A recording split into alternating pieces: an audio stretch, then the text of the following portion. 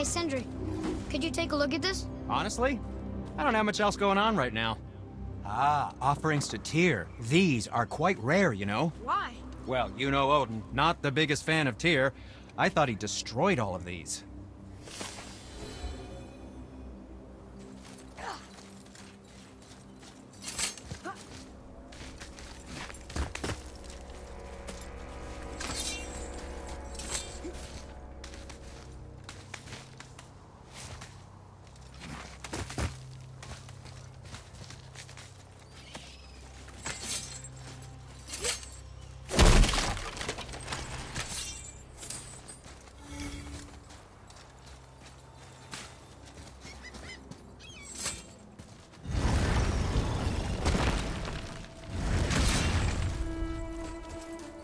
This is it, right? The rock store? Aye, lad. The Council of Valkyries. The Valkyries are of Valhalla, are they not? Glad to see you're paying attention, brother. You are correct. Valhalla, the great hall of the Valkyrie, is their home within Asgard. But while there, they are subject to the scrutiny of the All-Father himself. And relations between the Valkyries and Odin were during my tenure as his advisor. Why? Well, that's an even longer story, lad. For now, why don't we look around for some clues?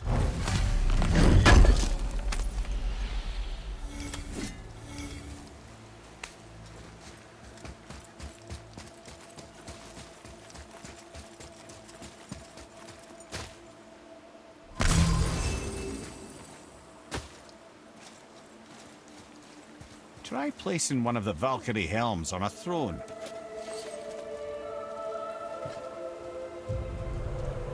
Whoa, you're back. Lemire, who is she? Gunnar, Mistress of War. After any conflict, big or small, she would be first on the scene, sussing out the worthy spirits for a free trip to Valhalla. A gruesome task, but she took great pride in it. Any conflict. Impossible. It's true. She had help from her sisters, of course, but Gunnar was always first to arrive. Her judgment of the fallen was unparalleled, and an invaluable resource to Odin. She was one of his favorites.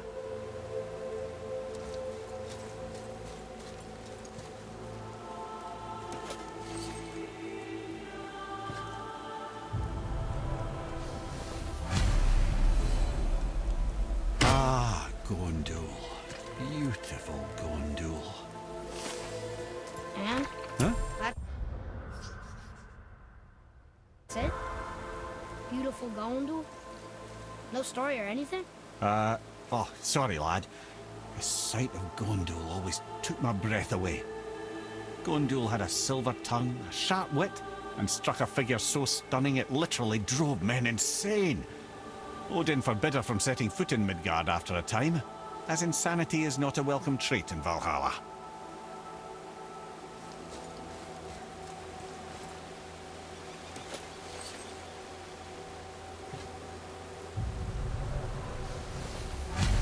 This is none other than Geirdriful, the Master of Arms in Valhalla, responsible for arming and training Odin's Einherjar. Is what? His army come Ragnarok. The entire reason Valhalla exists, you see. The Einherjar wait in the Great Hall endlessly, feasting, drinking, and fornicating themselves silly.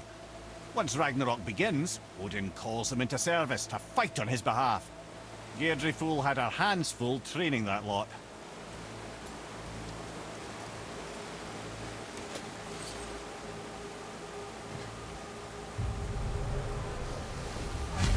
This, my friends, is Kara.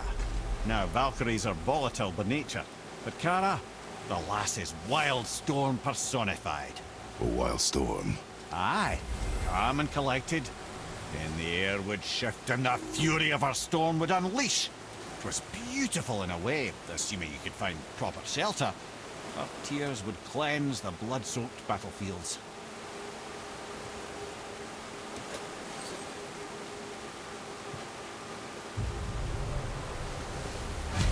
This is Rota, a chooser of the slain. I thought all the Valkyrie did that. Not exactly, lad. Although that is what they're most famous for, and by far their greatest responsibility. You've seen what happens to the dead without the judgment of the Valkyries. Hellwalkers. That's right. Rota, Gunnar, Skuld. Without them to clean up the aftermath of battle, hell overflows with souls meant for Valhalla. A sorry state of affairs. Rota must be beside herself.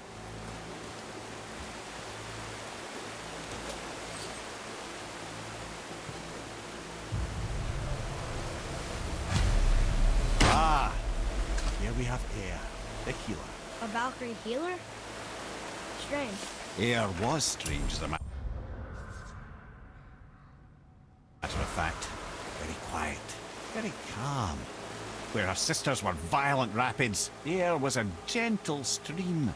She healed the wounds of both mortals and gods, and even a certain all-knowing sage who once drank too much and fell off a mountain. Not my proudest moment.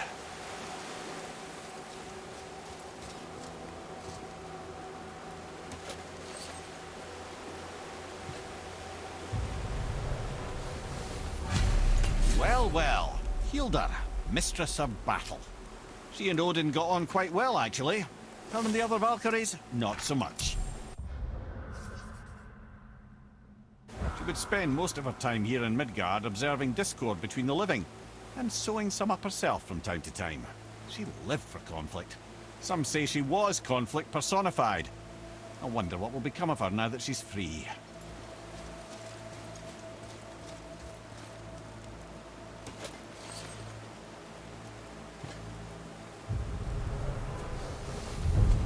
Olgun, once the daughter of a powerful chieftain.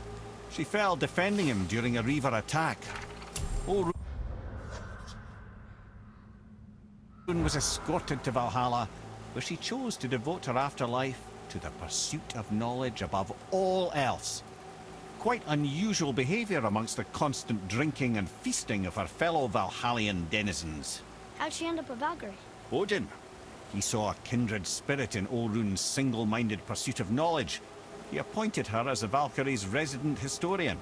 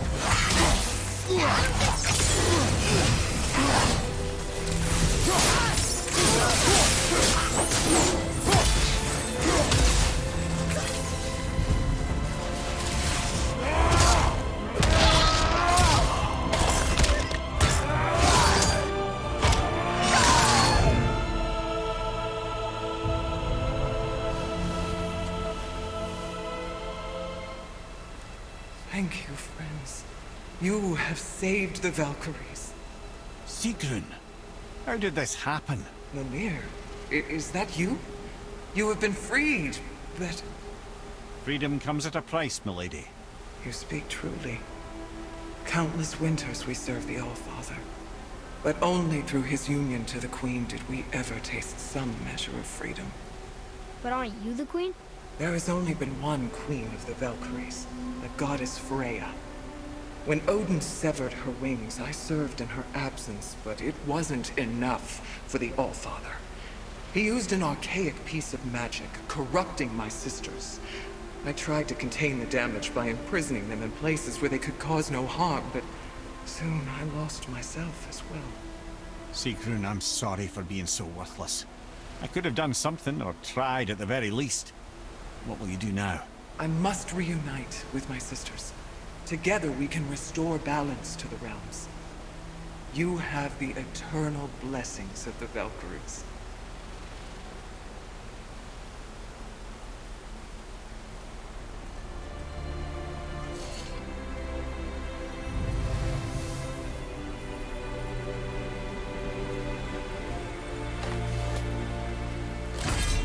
Well, we did it, I suppose.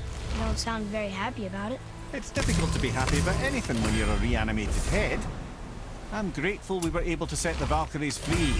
But so much of this could have been avoided, if only... You said it yourself, Head. It does not matter anymore.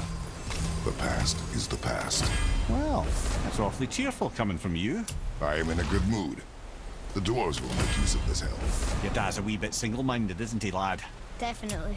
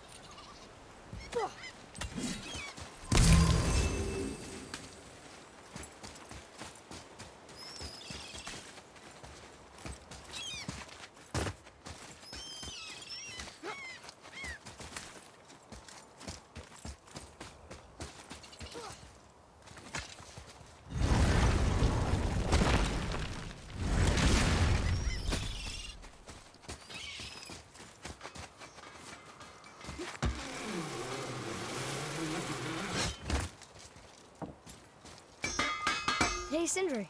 Have you met Mimir? If you mean the severed head that keeps blinking at me, please, keep it away. There is no possible way that's hygienic. Oh, that's nice. Lovely to see you too, Sindri. Knob.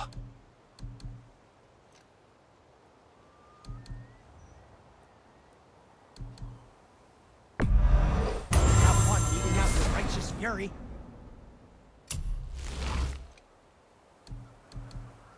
Bad day to be made of wood.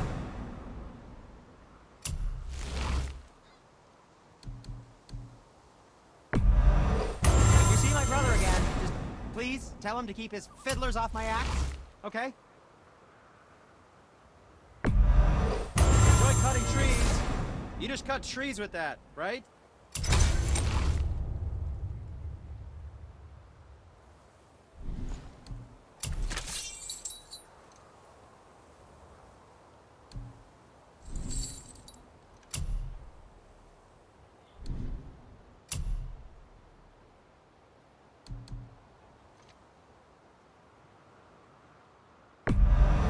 That looks amazing.